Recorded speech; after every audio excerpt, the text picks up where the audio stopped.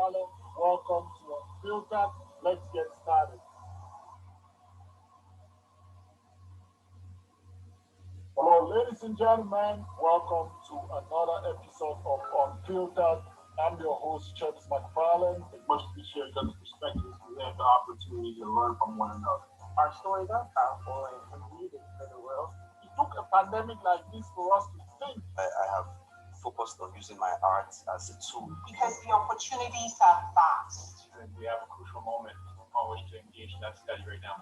We want more people on board for justice, equality, and liberty.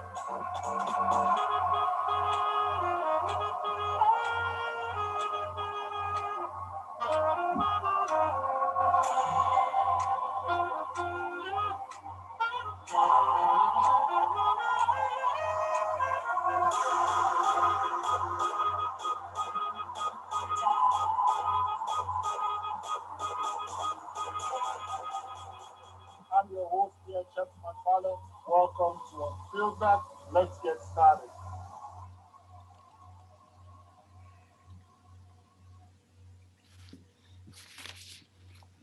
All right, hello, ladies and gentlemen. Welcome to another episode of Unfiltered with Chubbs McFarlane. I'm your co-host, Wesley Petit, ready for another exciting episode to start some really important conversation that people are talking about, but maybe not making time to really focus on with each other. So lots to talk about. Some great discussion here on Unfiltered to get through.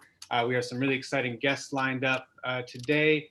As always, the discussion that takes place here on Unfiltered is the views of the people expressing them alone, not those of their employer or any other association that they have.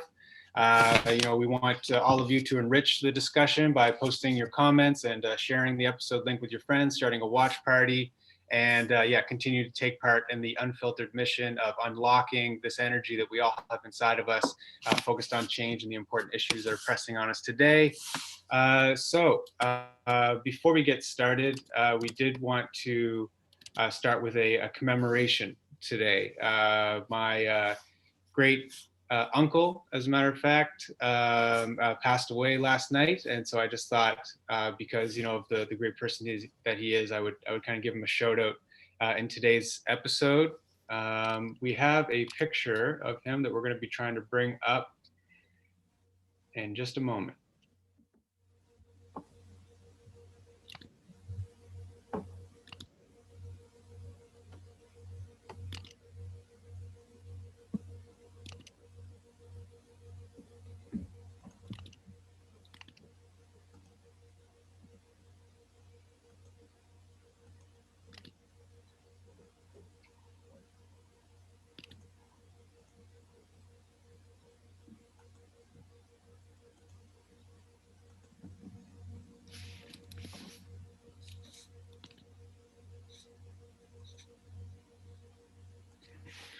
All right, we can go full screen, go slideshow and start the show.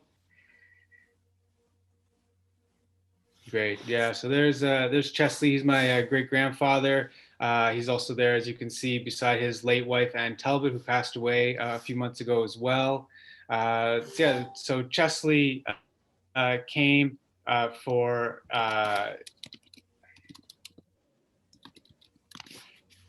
came to Nova Scotia from Newfoundland with his two brothers and cousin, along with his mother in 1932. And he then became an engineer. He was an enjoyable trickster, always with an interesting joke or riddle for anybody who he had in his company. He was also a compelling intellectual.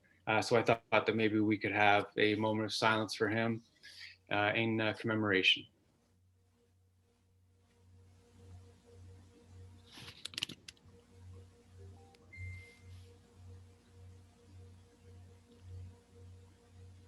All right, that's great. Thanks very much. He always had something interesting to say to me. He was a very caring person, and I'm really happy to have got to spend some time with him while I was in Toronto doing my doctoral research. So that was great. Okay, so we'll move on to the next segment. We're going to bring Kenon Pratt onto the stage and see what's going on down in Virginia, the Washington, D.C. area. I think Kenon will be back to join us in just one second. There he is. Hey, Kenon, how's it going? What's going on, bro? Nothing much. So yeah, how are things going? We got a openly contested election happening down in the United States, and all kinds of things brewing up that we're only getting to see on the news. So what's on your view down there? It's still up in the air. Many people are really going with the conclusion that Joe Biden won, and then those of us who understand the legal ramifications to this know that there's a chance that Trump can stay in office legally. So it's not over. And many of the things that a lot of Trump supporters, or I wouldn't say Trump supporters, but Republicans who vote conservative for their lifestyle, are not so much worried about is because of most of the control that we have in the Senate. So there are things that you may be afraid of getting pushed that may now not happen. So it'll be another tug of war, more than likely, if Biden does go in office. Yeah, I mean, it seems no doubt it's going to be contested, at least either in the public eye or in official institutions of the government. And yeah, you really talked about where you kind of think things have reached a bit of a boiling point. So what do you see happening after Inauguration Day next year? That is basically like the day we all waiting for, because anything's possible between now and then. And at that point, things are still, you never know what's going to happen in this country at that point. Because many people believe that there's something going on with the voting system. I mean, I may be into my conspiracies and things of that nature, or things that people consider to be conspiracy theories. But for him to basically break the records voting, Donald Trump, that is, getting 70 million votes, which would have won basically any national election in history to this point. Yeah. And for Biden to get more votes without really any major trailblazing campaign, you don't really see his base. You don't really see his supporters. So it's more or less like you're supposed to believe it because Trump is bad man. You know what I mean? Like, he's the bad guy. So all these people came out in waves to vote in record numbers on both sides. Yeah, it's true. So he must have been that polarizing if this really happened, if Joe Biden actually really got more of the votes. But I don't know. I don't believe it, but we'll see. Yeah, it would be really ironic if someone who is so commonly identified as the bad guy, President Trump, if he was the one to abolish the Electoral College, which has really been the bane of effective popular democracy in the United States. So that would be interesting, but definitely would follow through with his kind of anti-establishment kind of view, which is what got him a lot of support in the United States. Yeah, so I mean, who really knows what's going to happen? It's true, Biden has been no candidate to really gather around. So there's just kind of this strange moment that we're currently experiencing. So what do you think Trump's capacity is, given that he got the second most votes of any presidential candidate in American history? What do you believe his capacity would be to command a large following, even if he steps out of the White House? I think the difficulty in that is the media is already against him when he's in the White House. So once he's out of the White House, even if he were to get on some type of podcast or some type of web show, anything, I just don't see that being possible. The media stranglehold is really strong in America. So it's our propaganda. It's done in a way that people don't realize it's propaganda in most cases. Right. And now it's becoming so much stronger that people really don't get why they're all saying the same things, because they're regurgitating everything that they hear from the television. Yeah, that's right. And that's that effective propaganda, the stuff you don't even know is being marketed to you, and you just kind of accept it, or it gets in there somehow. That's great. Thanks a lot for sharing your views with us, Kenon. I think we'll move on to the next guest, and yeah, keep fighting the good fight, and we'll be in touch. Take it easy. Thanks for having me. All the best. Okay, so our next guest, Adam Guzman-Poole, is joining us for our Community Vibes segment. Adam, where are you calling us from, and what's going on in your part of the world? You're muted currently. You're still muted, my friend. Hello. How are you? Clearly now. Hey. Yeah, I'm doing well. I'm just calling outside Ottawa, Canada, in Perth right now. Mm-hmm. And yeah, so what's happening over here in the wilderness? It's pretty peaceful out here, but in Ottawa, there's a lot going on. I have to say, I was trying to think of what I wanted to share today, And I was actually afraid to share it. I was afraid to share it because I think there's a lot of controversy around this particular topic. And however, I think with the controversy, it's important to share those things that are kind of edgy, because I think when we are afraid to open ourselves up in a society, that we lose our various freedoms, and we lose the opportunity to grow. So I wanted, this, so here I'll get into what I wanted to talk about, I guess, or what I was feeling called. And it has to do a lot around what's going on with COVID and the various measures going on around it. And I have to say, when everything began, I have been just doing my best to respect and be a responsible citizen and just honor everything. I got tested, I did all these different things. And I actually moved into a different place, in a different home. And I currently live with a really, really quick-witted doctor. And they just kind of made me question things a little bit. So I started to question as well. So this happened at some point in the summer. And then shortly after that, there was one of these protests going on about like the regarding COVID, of what's going on. So I went like as a researcher. I was like, okay, what is, like really, like when you have millions of people around the world like going out and marching about something, I think that's something to question. Like, okay, what is actually going on? And I'm an activist myself, and I know that these big, like the purpose of big marches and things like that are basically there's to shine a light on an issue that a lot of people aren't looking at. So for example, just with the Black Lives Matter movement, when everyone took to the streets, then all of a sudden a bunch of people are like, oh, hey, this is actually an issue. Maybe we should, question, do some research, and realize where there's actual racism happening right now in the world. So similarly with this, there's millions of people out in the streets. Like, so I went to question, okay, what's going on? And then started to do research on what might actually happen.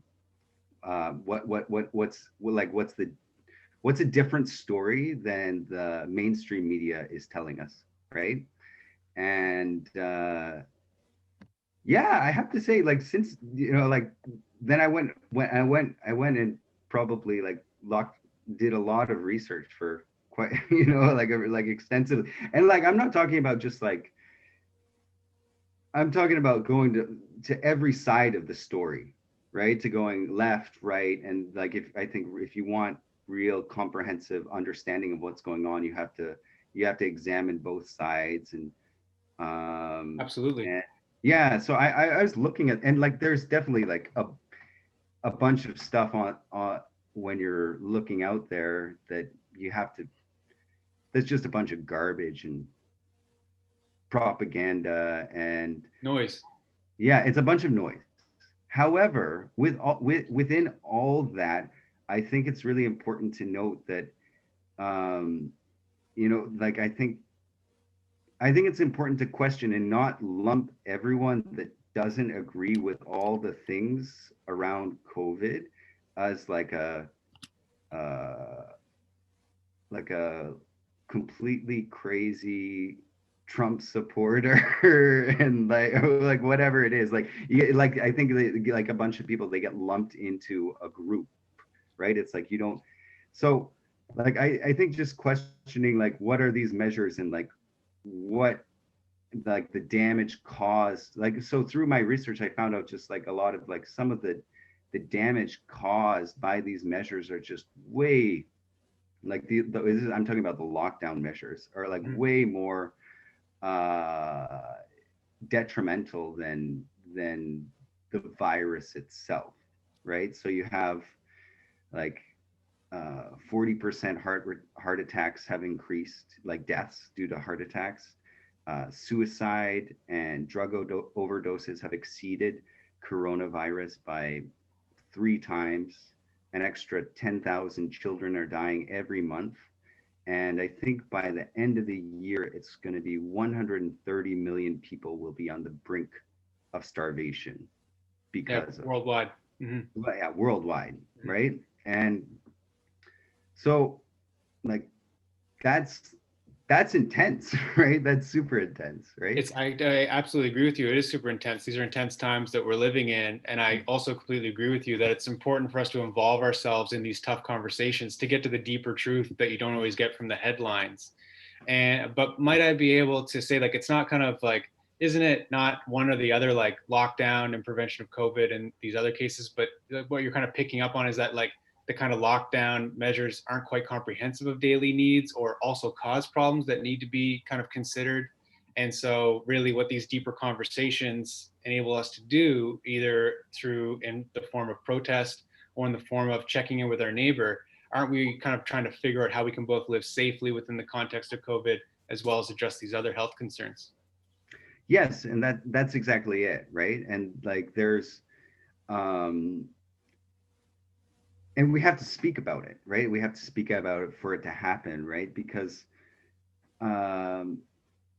like if you look at like various cases, like what Sweden is doing is pretty amazing, and they didn't enforce these lockdown measures, but they did it very smartly. They honored various social distance policies, but people were able to gather in groups of 50 or more. Kids were still going to school. And they sheltered the population's most at risk, which are our elderly. And they just went with business as usual. That the idea was this virus is going to be here for a while, and it's important for our immune systems to get stronger to actually combat it. So at first, what they saw was a big spike in the increase in cases and deaths when they first started. But then I think I wrote an article in September around this time, and during the time in September, it was the record lows of all of Europe with new cases found. So I think it's important to keep that in mind, and just keep in mind that how we're going about this is not the best. I at least I don't feel it is the best for us as a whole. I think that's a great way of putting it, because really the essence of that is that we can do better. And so then that kind of sparks our curiosity, hopefully, of how that better can be attained. And I think the best way to figure out how to do things better is to look at each other, to learn from past mistakes, and to talk to each other about how we can better work together. So I definitely like the way you put that.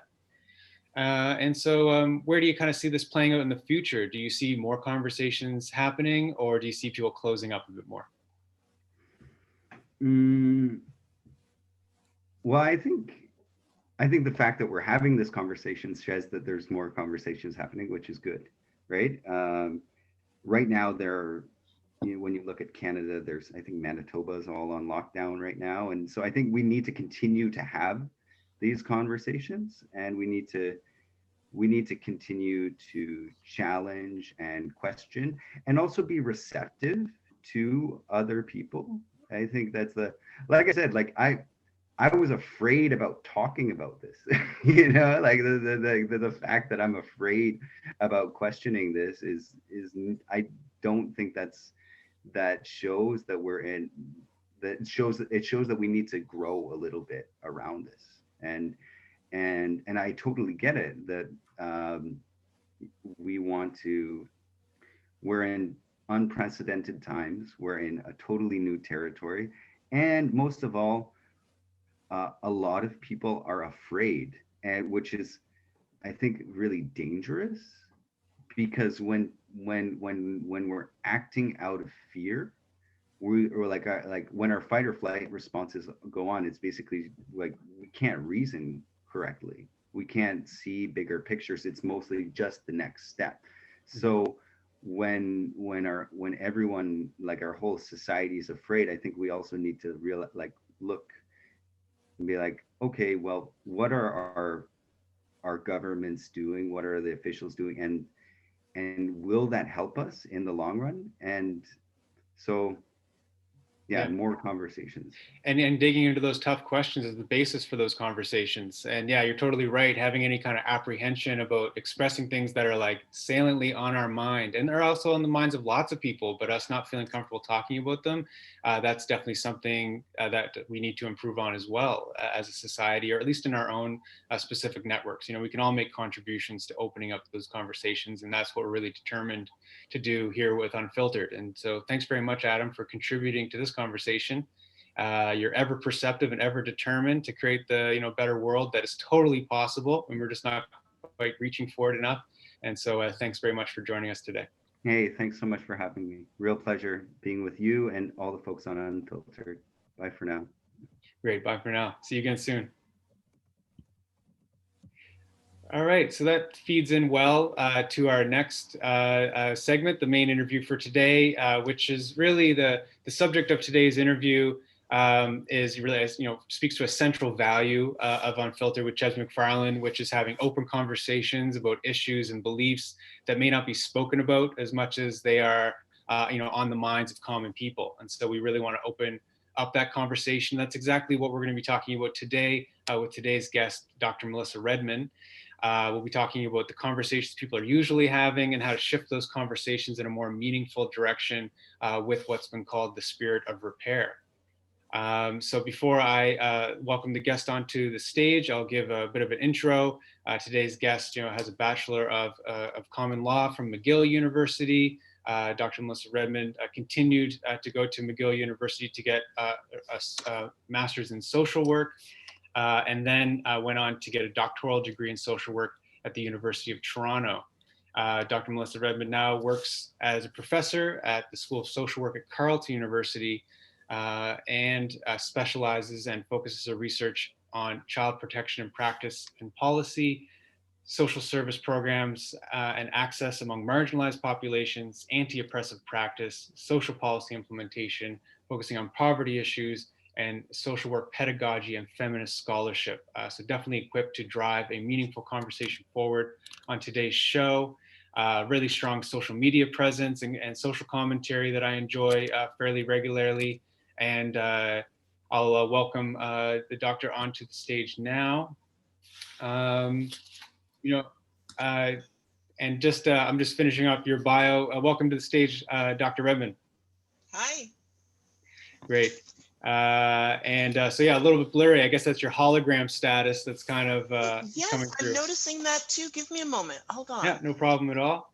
I just at the tail end of your bio to finish here, which is talking about how we met, which was in the context of a very contentious conversation between QP 2424, the administrative staff of Carleton University, and the administration of Carleton University in the form of a picket line. And we were both supporting the administrative staff while they were on strike.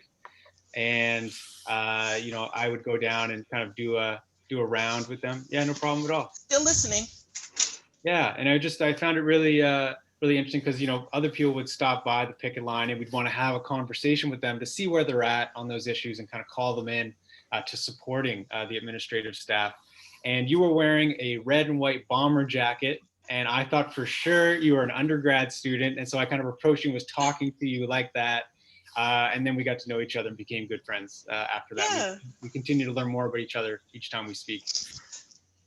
Yeah, I have no idea what age I look, but people often take me for H's that are different than mine, but it's also a good way, particularly on the university campus. I think it's kind of good that sometimes I'm mistaken for a student, because now I know how students are treated in the library, right? Yeah. Or in the, you know what I mean, or in the Unicenter, et cetera. Yeah, it's good genes. It's good genes. That's all I can say. And probably, and it's true. The bomber jacket had an impression. It was a Howard varsity jacket that I bought at a conference. So I can see how that would happen. And I got to admit that sometimes I benefit. So yeah. And maybe it's something about a campus. I mean, there are just so many different types of people, so to speak, happening on campus. You don't really know what people's rank are, but there's kind of the general awareness that we're up for talking about things and digging into issues generally. This is true, right? Because I think that well, at least for myself, that was the way that I remember our first conversation going. It was just like, you know what I mean? I tried to, so our collective agreement required that we continue to work.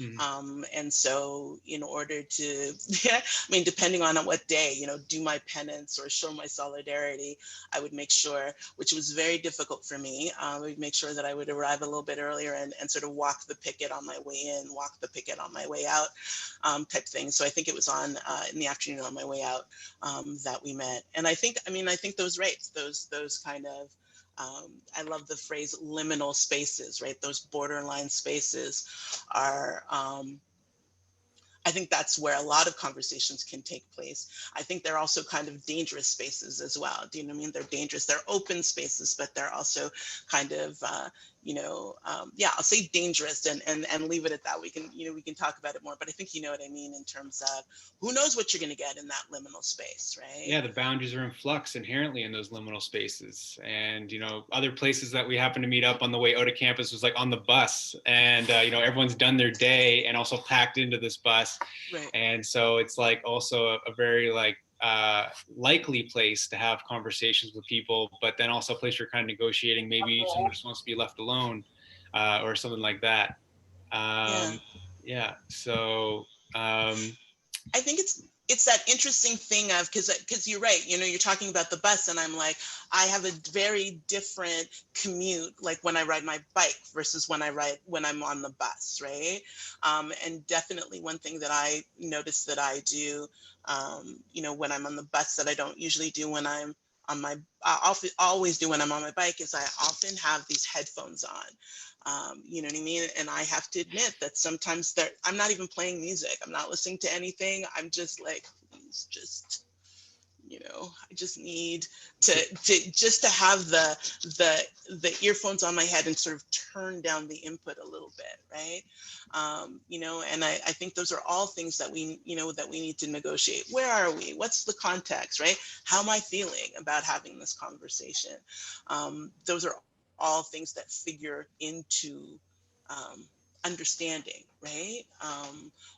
Or the attempts at understanding, right?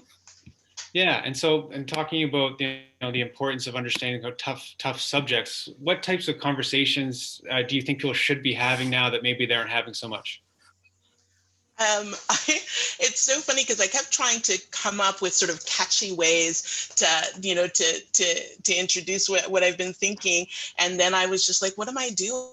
Like, really, one of the conversations I want to have is, what the hell? What the, you know what I mean? Like, this is literally one of the conversations that I want to have, in terms of it's a long list.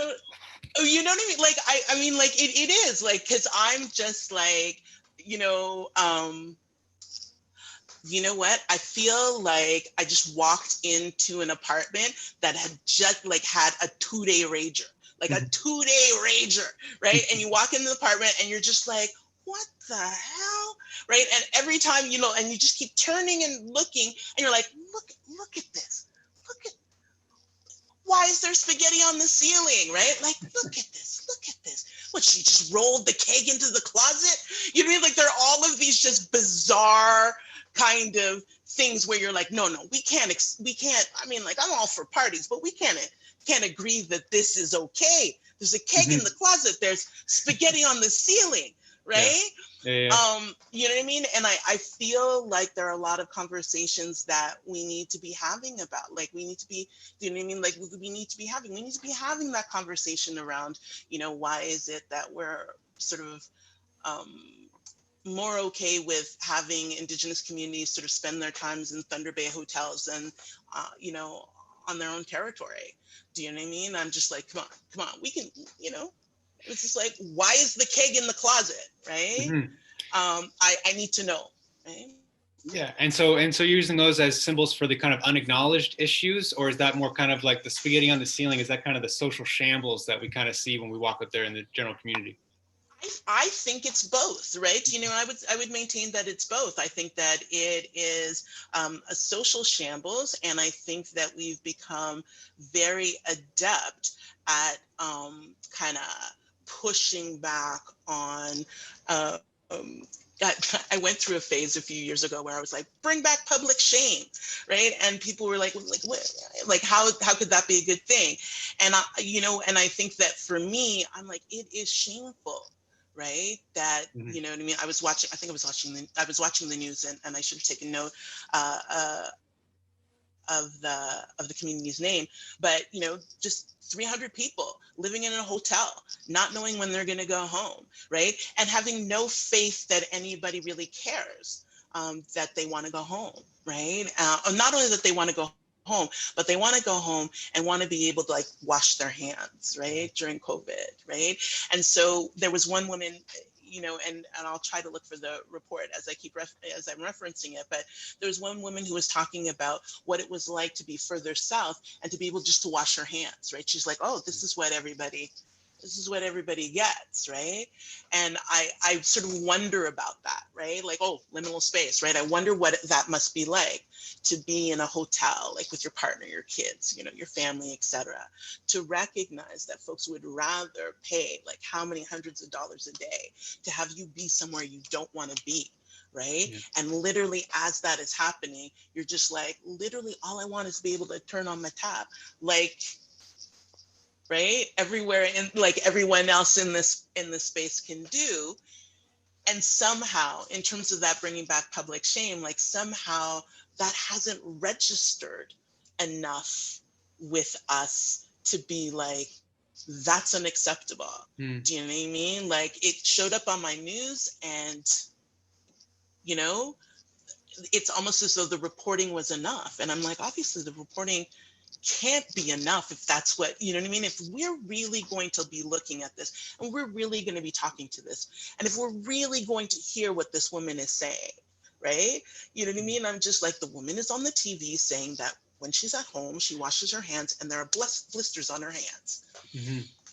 You know, and like you said, people have become so adept, or we got to own it because we're part of this culture as well. Yeah. That, you know, we've become very adept, and it takes a lot of effort to really confront those issues, not just see them as a headline, but think about how they have implications for the world that we truly do live in.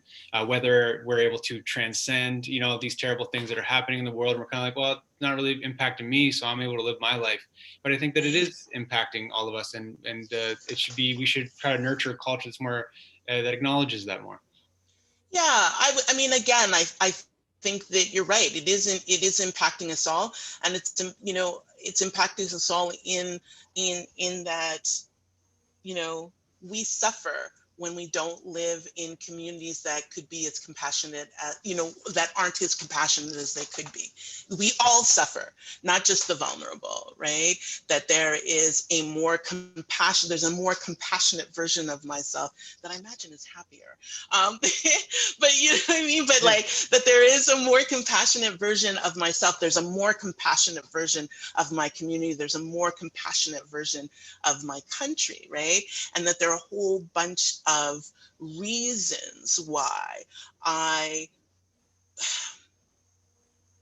defer to this version. Do you know what I mean? Rather than the possibility of that version.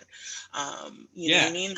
I think one of the reasons is to, and I was trying to think about it in a way that didn't sound glib, but I think one of the reasons is by design, right? For myself as a Black woman, for that woman who is being interviewed interviewed as an Indigenous woman, we don't even, I just say Indigenous woman, and we can understand the discounting of that experience. Do you know what I mean? Like just the discounting of that experience. And I'm like, well, when we report, or when we report on her experience and don't do anything, right? Like, I'm like, how is that not, how's that not a problem? If you understand what I mean, how's that not a problem? I completely agree. How is that not a problem? And I think that you and I have agreed that it is, but that doesn't really resonate with a lot of people. And part of that's not just because of a deflection for kind of real talk, but because of a preoccupation. And so I was wondering what you thought in terms of what are people preoccupied with that also kind of enables this ignorance? Themselves, their fears. I really have appreciated even the conversations that we've been having, because it had me thinking about this at I'm going to say an intellectual level, right? But it had me thinking about it up here. Yeah. You know what I mean? But then it, again, as is often the case with me and my sensitive soul, that, you know what I mean? It started to make an impact here. And I started to think about, some of the things that I've been doing in some of my relationships. Do you know what I mean? And I think, the answer to the question, like, what are people preoccupied with? It's themselves. Do you know what I mean? Like, I am preoccupied with, getting my needs met, as opposed to hearing the needs of this person, right? I'm preoccupied with what, if I can anthropomorphize Canada, right? Canada is preoccupied with what the water crisis says about them, about us as a good nation. And I'm just like, okay, listen, right? The only way for us to be that good nation would be for us to acknowledge, right, that we're not doing this right. Do you know what I mean? Like, so do you know what I mean? So rather than acknowledge that we're failing, I'm just going to, that we're failing. We're not doing as good as we could.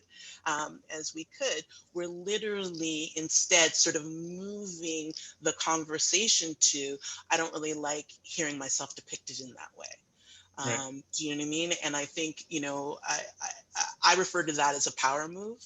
Do you know what I mean? It's a move that I can do, that I can assume. Do you know what I mean? And also use to deflect the conversation, to change the conversation.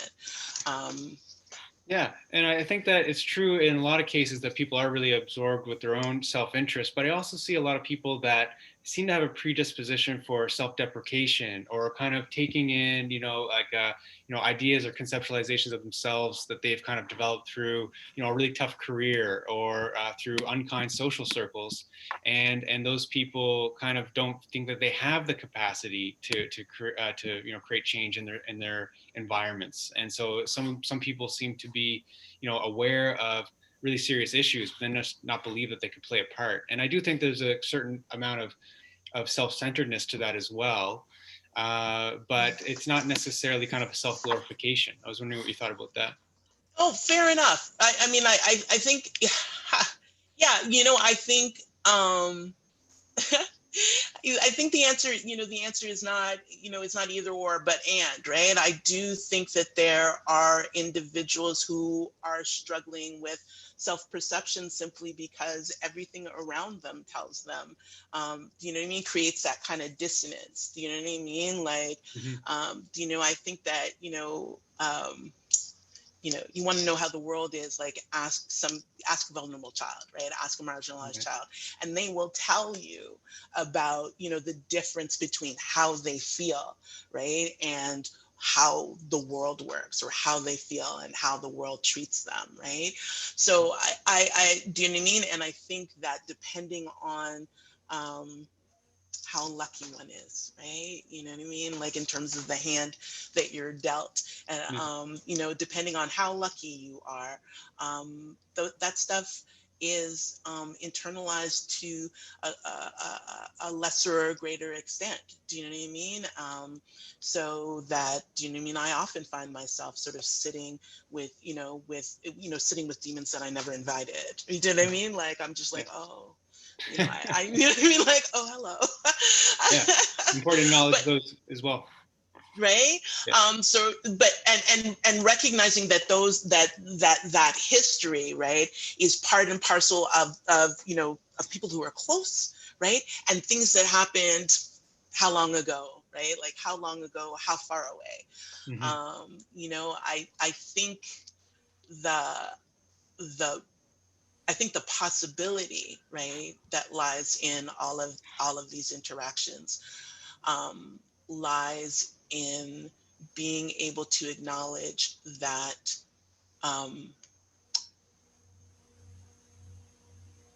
that differing experiences are not necessarily threatening, Mm-hmm. and that I do need to take people at their word, right? Yeah. But even in saying that, do you know what I mean? I'm sitting here just thinking, and not any old word, right? Like Mm-hmm. not any old word, because I think there are a lot of, you know, but I do need to take people at their word. And I think that, you know, when I think about people in positions of vulnerability, one of the things that really comes to mind, or, you know, and again, like you're just basically getting different streams of the swirl that you know, that I've been in, you know, since we last talked. But, you know, I think the interesting thing is that there are some phrases that we just, you know what I mean? Like we don't really respond to as being true. In the same way, you know, I was sexually assaulted, right? We're just like, were you really though? Mm-hmm. Do you know what I mean? Like, Yeah. do you know what I mean? Like you know, I've been thinking about, you know, what happened at U of O with regards to, and I wrote down her name because I didn't want to get it wrong. Oh, it's here. Verushka, I guess, Lieutenant Duval, you know what I mean? And her use of the N-word in her classroom. Mm-hmm. You know, and the thing that sort of blew me away about it is that for most of the reports, and I'm going to say this as, you know, as a Afro-Canadian, as a Black Canadian of Caribbean descent, you know, one of the things that I found really interesting about the engagement with that incident is that I didn't really see a lot of Black people involved. What I Mm-hmm. saw was a lot of white people defining the issue and telling me how to feel about it. Right. Do you know what I mean? And it was very clear to me. I was like, these people don't want to know what I think, right? Because it doesn't matter. What matters is, right, is how they've chosen to define this.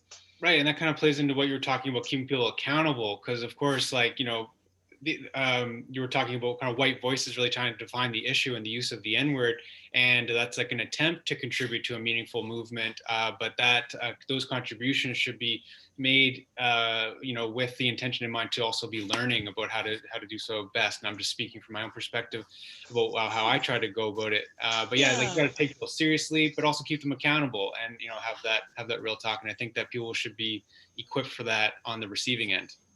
Yeah, I think I would agree, right? And I think, but again, you know, the thing that sort of sits in my mind, right, would be that literally we had other academics sort of signing, right? And I have to admit, I sort of sat in my house saying, this is not an issue of academic freedom, right? It's not an issue of academic freedom, because if it is an issue of academic freedom, then what I hear, right, both as an academic and as a Black individual, is you think you're too smart to be racist, right? That, you know what I mean? Like, you think that because you've placed this in an intellectual context, that it is somehow apart or above or, you know, tangential, right, to my experience of that word. And also your reaction to my request that you not use it, right? And again, right, I'm just like, oh, how many people signed that petition, right? Right. And again, right, like how many people signed that petition, and why is it that, you know, for instance, that the, you know, the U of O, the U of O union, right, sent out a letter of support for this particular individual, but didn't consult their own BIPOC members, right? So again, right, and I'm not saying that this is not a conversation that we should be having, but I'm really interested in this power move, right? Like in this power move, so that ultimately I'm, sort of watching these interviews and folks are like, well, she never should have been doxxed. And I was like, of course she never should have been doxxed, right? But now this has become a conversation about academic freedom and how the university tried to censure her and blah, blah, blah. And for me, I'm just like, but here's the thing, right? I don't feel safe in a classroom where people feel free to use the N-word, straight up. Right. Yeah. Right? I don't feel safe in a classroom where people make excuses for using the N-word, right? And I kept trying to think about whether or not there was some sort of equivalent, et cetera, right? And I find it, to be quite honest, I find it interesting that even the term sort of white is now becoming like, people are just like, she called me white. I'm like, okay. Yeah. Right. And again, right, like I think, a friend of mine was just like, okay, well, someone calling someone else Black or Asian isn't a slur. And I was just like, yeah, but that's how folks think about it. You know what I mean? And I'm like, that's why she called me white. Yeah, that's a structural aspect of racism and how it's experienced, to my understanding. And so, yeah, there's definitely some boundaries that need to be taken into account when, engaging in these meaningful discussions. And I'm wondering what you could share about how the spirit of repair maybe provides some of those boundaries or guiding factors when people are trying to engage in those meaningful conversations. Yeah. So, again, the duty to repair, we talked about it, in passing in one of our previous conversations, and it comes from, and I have it here, gotta hold it. I hope so there we go. Conflict is Not Abuse. I would highly recommend this book by Sarah Schulman.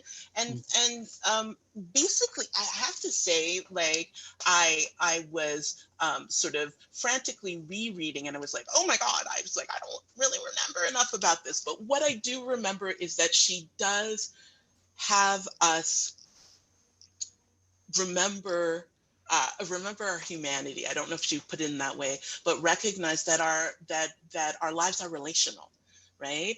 And if our lives are relational, then we have to have a commitment to creating understanding. Right. And I think that that's what she is referring to with this notion of the duty to repair, that I don't get to say, Wesley hurt me, fuck him. Right. I don't get to say that, because ultimately what she's saying is that too often we, I want to get this right, we underreact to abuse and overreact to conflict. Right?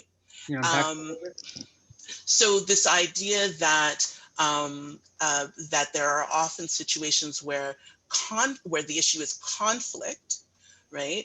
And that ultimately what happens is that conflict is sort of presented as abusive, right?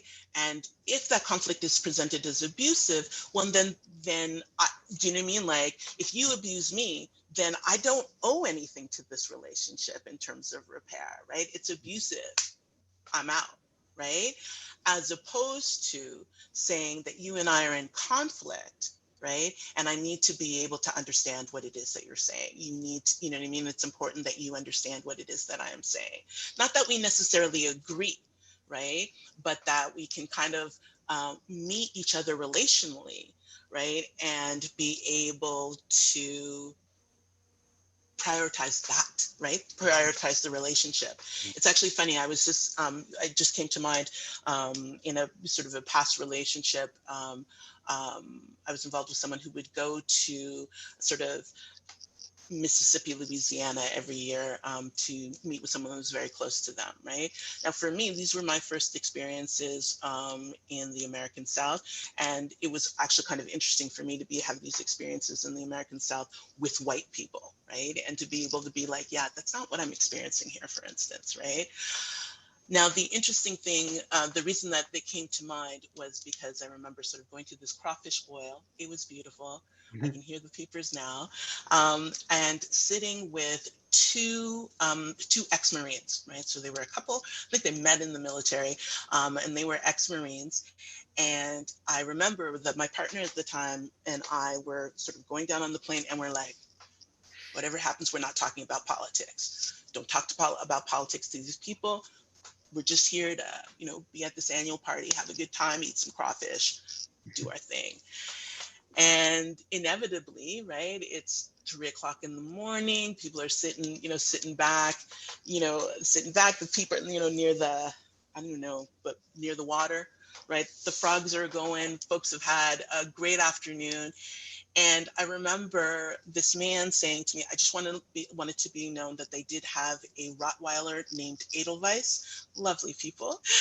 But I remember him saying to me, Melissa, every time you open your mouth to respond to me, I think you're going to say something that is going to upset me. And he's like, and then you don't, right? And I was like, oh my God, dude, that's exactly how I feel about you. Right? Like, that's exactly how I feel about you, right? You know what I mean? Like, you're talking to me, like, he was talking to me about how, like, trying to explain like Abu Ghraib to me, right? In terms of, do you know what I mean? And I'm just like, dude, like, you're not going to be able to explain this to me. Do you know what I mean? And him sort of making that, and again, please don't hear my next statements as the definitive word on Abu Ghraib, but him sort of saying, look, you know what I mean? Like, we are trained to take people to the edge, right? That's our training, right? And I was like, you know what that looks like to the rest of us, right? You know what that does, right? To the rest of us, right? And he's like, yeah. Mm-hmm. He was like, very much so, right? And he's like, but I'm a Marine. Right. Yeah. And now for me, you know what I mean? Now for me, right, I'm just like, fuck the military, fuck them, man. You know what I mean? Cops, you know what I mean? Like, but, right, I have to say, right, when he says to me, this is part of our training, right? I am a Marine. My wife was a Marine, right? I don't agree, but I understand a bit better. If you understand what I mean? Yeah, I do. I don't agree. I'm trying, and I think that I see it as like you two meeting after this great afternoon you were talking about, and being able to connect on an interpersonal level in a better way than you had expected, or you would generally, if you hadn't had that background or that kind of social setting that you were able to meet in. So it sounds like you were able to advance your relationship through that conversation. And I'm wondering, how can these very deep relationships that can be created through tough conversations have a transformative effect on society more broadly? I mean, I really think that we aren't hanging out enough, is the honest truth. Right? Like, I really think we aren't hanging out enough. And so I bring that up, right? Simply because, right, there I was at 3 a.m, right? Like, having a conversation that I promised myself I wouldn't have, right? With someone that, you know what I mean? I'm just like, oh God, you know what I mean? Like, every time he says something, I'm like, right? Right. And it wasn't an easy conversation, right? But I think you're right, because I already thought of them as a lovely couple, right? I was trying to hear, you know what I mean? And again, that was the way what I was experiencing as well, right? I could see his scrunched up face. I could see, you know what I mean? I could see how he was like trying to you know what I mean, to manage these ideas. And I just kept saying, like, dude, I don't know what to do with that, because I was struggling to manage these ideas. But I think, I mean, like, again, the research is clear, right? The research is clear. It's anecdata. It's the stuff that you know. It's the stuff that you know, and it's also, sort of reflected in the research. We need more diversity, more diverse relationships, more opportunities for socialness, Yeah. right? And it's because it's in those things that we come to understand. Both the similarities and the differences, right? That exist societally, right?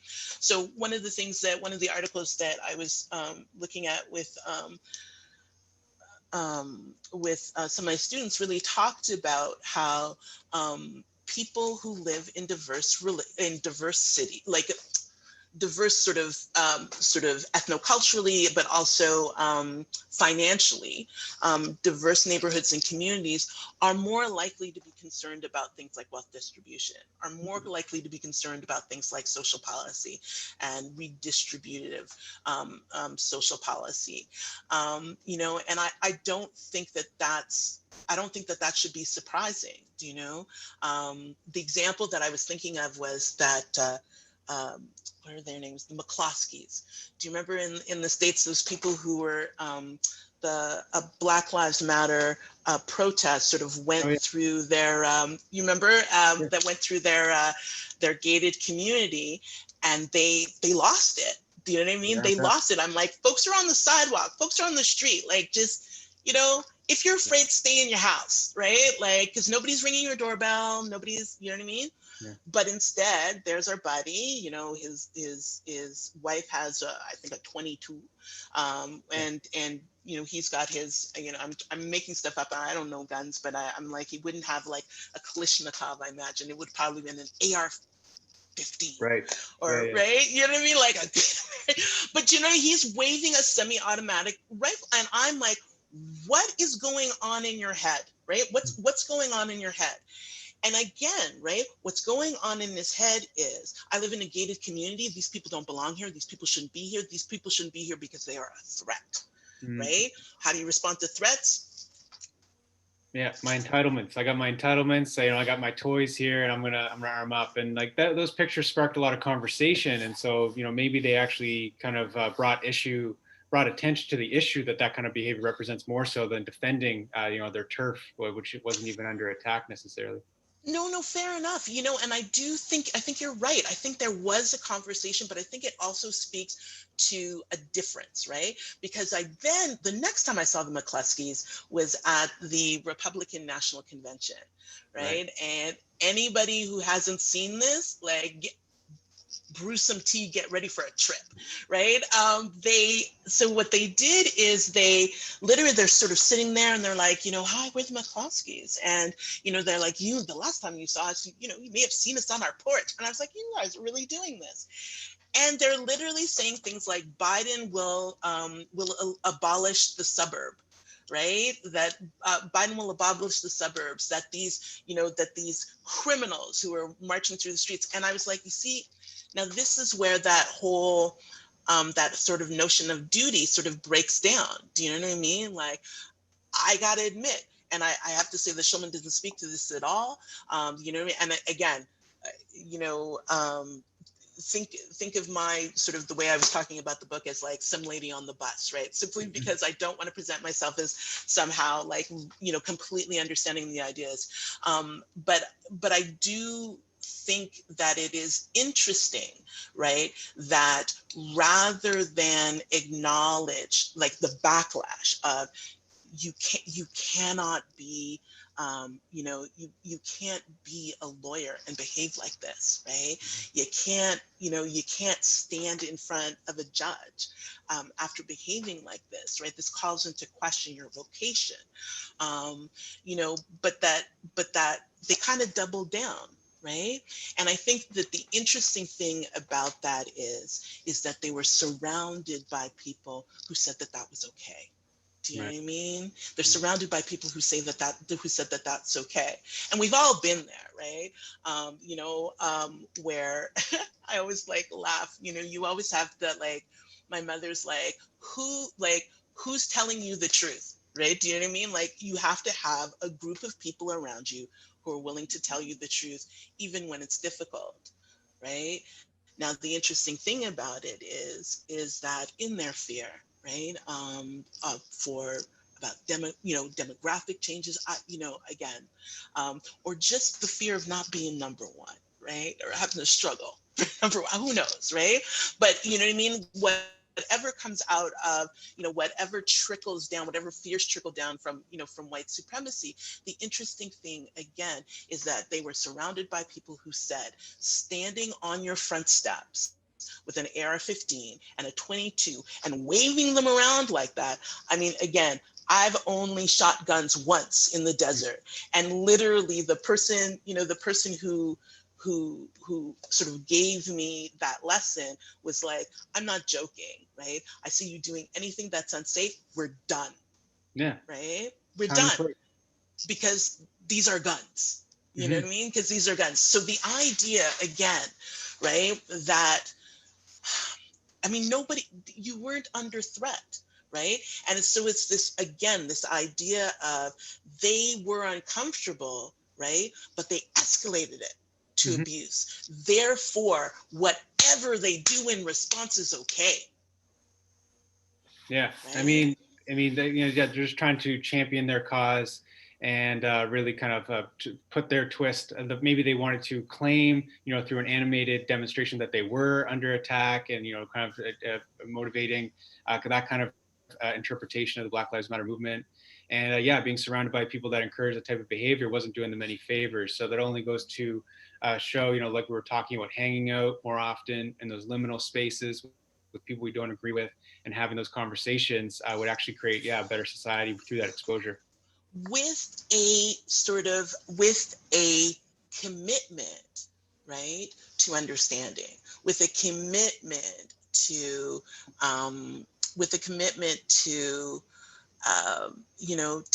to repair, right? Now, I have to admit, right, and this is something that I've been thinking about as well, is that there are some relationships I don't want to repair. Do you know what I mean? I'm just like, this person's working for my annihilation. I'm not interested. Yeah. Do you know what I mean? And I got to be honest and say that, I'm going to have to sit down with Shulman and see, what her response to that is. But I do think that there are, do you know what I mean? Like, I spend a lot of time on Facebook, and you can tell when I was just like, oh, he called her honey. Yeah, this is going to go off the rails, right? you can see it, right? You can see it. You can see it when people are just like, you don't know my life. It's just like, it's not about knowing your life, right? Why are you being so judgmental? It's just like, listen, every time somebody says something you don't like, they're not being judgmental. Right. Just speaking right? their mind. Don't react so much to that conflict. Do you know? And again, right? Or recognize, how, like, I'm an avoider. That's what I do, right? Do you know what I mean? Like and I think that we need to be able to come to terms with, with those, with what we tend to do when we're faced with conflict, right? Because ultimately it's only going to be me recognizing, right? Like, so this is the thing that I'm thanking you about with regards to something that I was thinking about this week, but, it's only going to be me, committing to not avoiding this conversation that is going to help this conversation happen. I can't guarantee what's going to happen in this conversation, but do I know that it needs to be had between a friend of mine and myself? Yes, it does. Do I recognize that I've been avoiding it? Oh yeah, I have. Right? Yeah. Right? I have.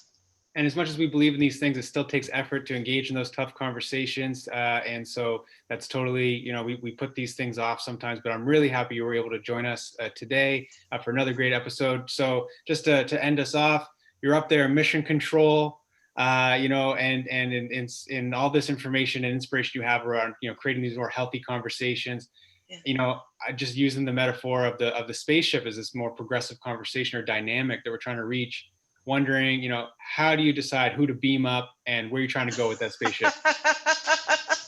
Oh, well, I mean, I love that as a way to end.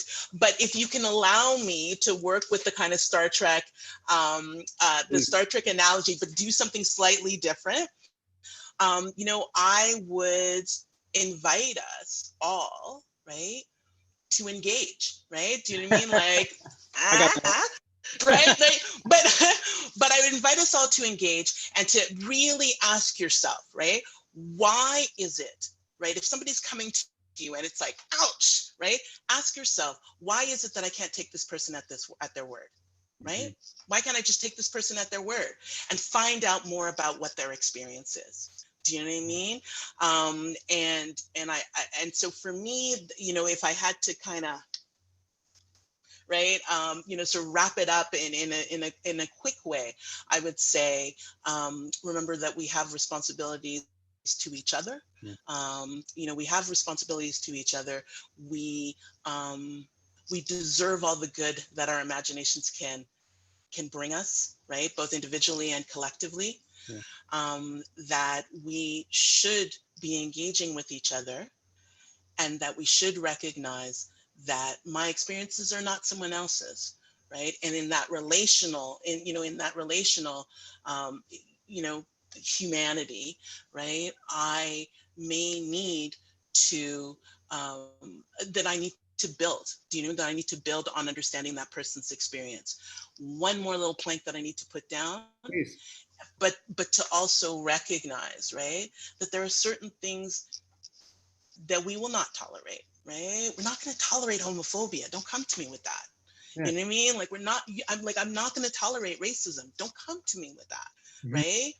I'm not going to, do you know what I mean? So I think that while, do you know what I mean? Like, you know, I got into it. This is the last thing I'm gonna say. So I got into it with one of my younger cousins who had sort of put something on her page about how, this person's a Republican and this person's a Democrat, and they can still get along and they can still be friends. And I was just like, listen, that's for them, Mhm. right? I was like, that's for them, but please don't come to me and say that it is my responsibility to deny what I know about myself, right? Right. In order to build relations with someone who is doing the denying, right? Yeah. And so for me, that would be moving us from conflict into abuse, right? Like this idea that somehow now when we're talking about abuse, we end up when we're talking abuse, we end up somehow making that about conflict. They can be friends, not if one person is denying the humanity of the other. Right. Yeah. And that still is supported by your call for people to be up for engaging with other people. And it's just about, either not being silent about an issue of inequity or, a self-identification, which isn't being respected, or engaging with people to learn more about them and learn more about ourselves. And the difficult part is figuring out in which one of those conversations to make it into a basic dichotomy to go about with these people that we're interacting with. And I guess the first way to find out is to talk with those people and be willing to engage. Absolutely. Yeah. So thanks again for, oh my gosh. Yeah, it was great to have you on the show. And once again, we're only at the beginning, of like a much richer concept. And so we really hope that you'll be able to join us back here again for another episode of Unfiltered with Chubbs McFarland. I'd love to. It's always a good time. Take care. Take care. All the best. Bye-bye. All right. So thanks very much to all of our viewers for watching another episode of Unfiltered with Chubbs McFarland. I'm your co-host, Wesley Petit, and we're going to roll the end credits here any minute now. So you'll find these episodes both, you can use this link and share it around on Facebook, or you can also check out Unfiltered with Chubbs McFarland on YouTube. To get some of the great episodes that we've accumulated up to this part with many of our kind guests and contributors. And so, yeah, we'll be having another great episode coming at you soon. Stay posted.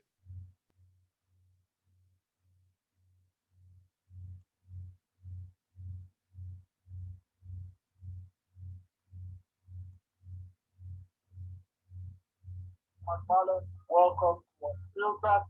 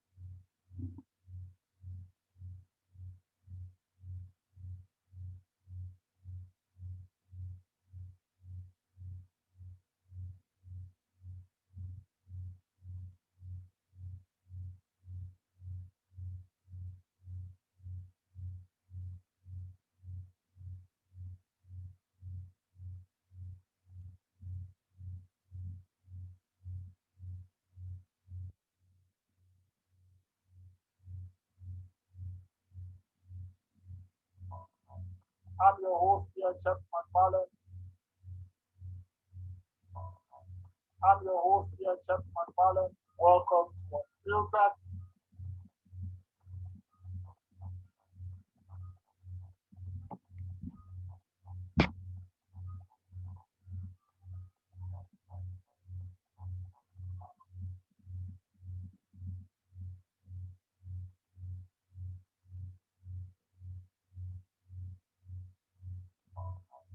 I'm your host here, Jeff McFarlane. Welcome to Unfiltered.